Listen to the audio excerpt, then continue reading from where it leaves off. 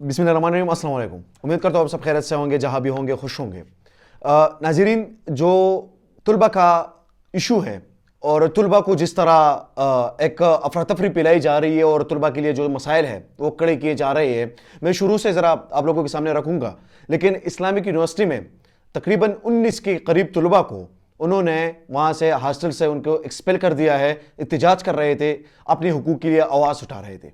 अब उसके बाद कायद-ए-आज़म यूनिवर्सिटी का एक इशू आया, वहाँ पर लड़ाई हुई। उसके बाद लोगों से हॉस्टल्स को विकेट कर दिया गया, लोगों को विकेट कर दिया गया और उसके बाद उसके यूनिवर्सिटी के अंदर सिक्योरिटी को बुलाया गया, यूनिवर्सिटी को सिक्योरिटाइज करा दिया गया। उसके बाद हम जब देखते हैं तो पंजाब यूनिवर्सिटी में वहाँ पर भी एक लड़ाई हुई और लड़ाई मामूल की चीज़ है, होती रहती है। अगर ये वहाँ पर आप सिक्योरिटी भी रखें तो लड़ाई झगड़े ये चीज़ें जो होती है, लोग जज्बाती होते हैं, लड़ाइयाँ होती रहती है। वो तो आजकल आप देखें तो सारे सियासतदानों के बीच में भी ये सारी चीज़ें हो रही है।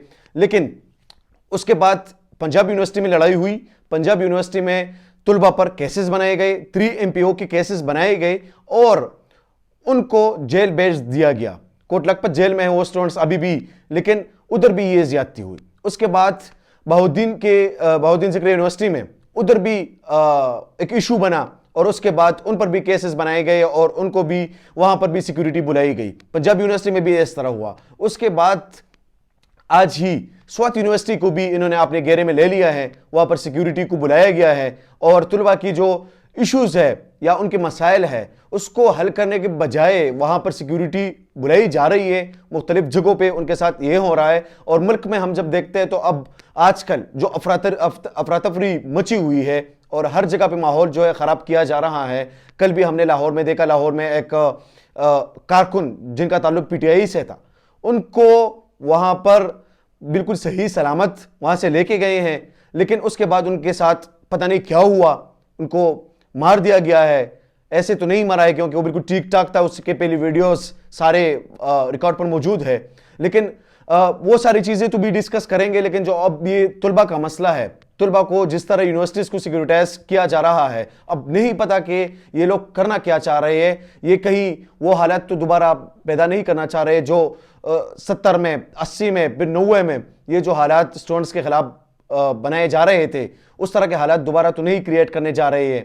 अब इससे क्या होगा, इससे मुल्क में और भी अफरा तफरी बढ़ेगी। इसमें मुल्क में अब अगर इस तरह के हालात होंगे तो मुल्क और भी ख़राब होगा और इस तरह के अफरा तफरी और इस तरह के माहौल जो है उसको और भी बिगाड़ दिया जाएगा और स्टूडेंट्स जो है वो सड़कों पर होंगे अपनी मुतालिबात मनवाने के लिए, फिर एहतजाज करेंगे और इस तरह के सड़कों पर तुलबा जो है वो आएंगे। क्या इस मुल्क में तुलबा को इस तरह सड़कों पर घसीटा जाएगा?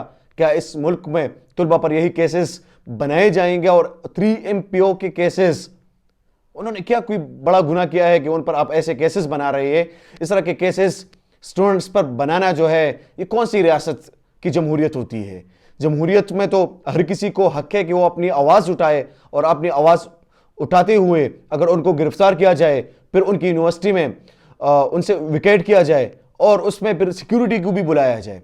क्या ये कहाँ का इंसाफ है? और क्या इससे इनके मसाइल जो है वो हल हो जाएंगे?